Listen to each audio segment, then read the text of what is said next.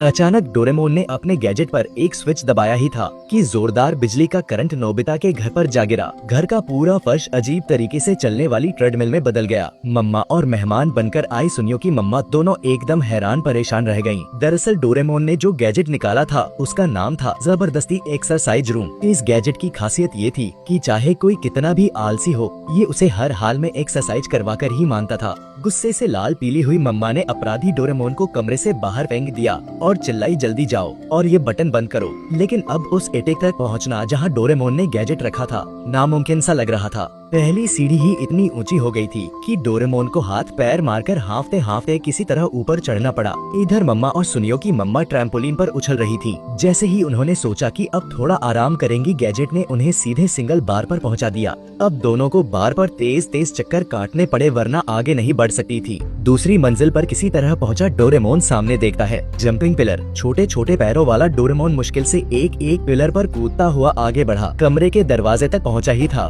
कि पैर फिसला और वो सीधा नीचे गहरे गड्ढे में गिरने लगा। तभी अचानक एक विशाल जाल आया और डोरेमोन को पकड़ लिया। लेकिन अब नया चैलेंज था उस जाल पर चढ़कर ऊपर जाना। इधर मम्मा और सुनियो की मम्मा ने जैसे तैसे सिंगल बार का चक्कर पूरा किया और जमीन पर लेटकर सांस लेने की सोची ही थी कि अचानक एक भारी भरकम टेबल उनके ऊपर आ गिरा। अब उन्हें 100 वेटेड स्क्वैट्स करने पड़े। स्क्वैट्स खत्म होते ही सैकड़ों पिंग पोंग बॉल्स तेजी से उन पर बरसने लगी। इसी तरह वो दौर भी निकला तो नल का पानी ही नहीं खुल रहा था। बस अब दोनों मम्माओं का सब्र टूट गया। उन्होंने फैसला किया खुद ही जाकर वो गैजेट बंद करेंगी। विशाल सीढ़ियां चढ़ते वक्त थोड़ी सी फिसलन हुई, लेकिन दोनों ने हार नहीं मानी और दूसरी मंजिल पर पहुंच गयीं। जंपिंग पिलर भी बिना रुके पार कर लिया। फिर वही स्विमिंग पूल वाला हिस्सा आया जिसे डोरेमोन ने पार किया था। टेबल पर चढ़कर उन्होंने क्लाइंबिंग सेक्शन भी पूरा कर लिया। तभी ऊपर से डोरेमोन फिर गिरने लगा। सौभाग्य से दोनों मम्माएं नीचे खड़ी थी। दोनों ने तुरंत डोरेमोन को पकड़ा और पूरी ताकत लगाकर उसे वापस एटेक की तरफ उछाल दिया। इस बार डोरेमोन सीधे गैजेट तक पहुंचा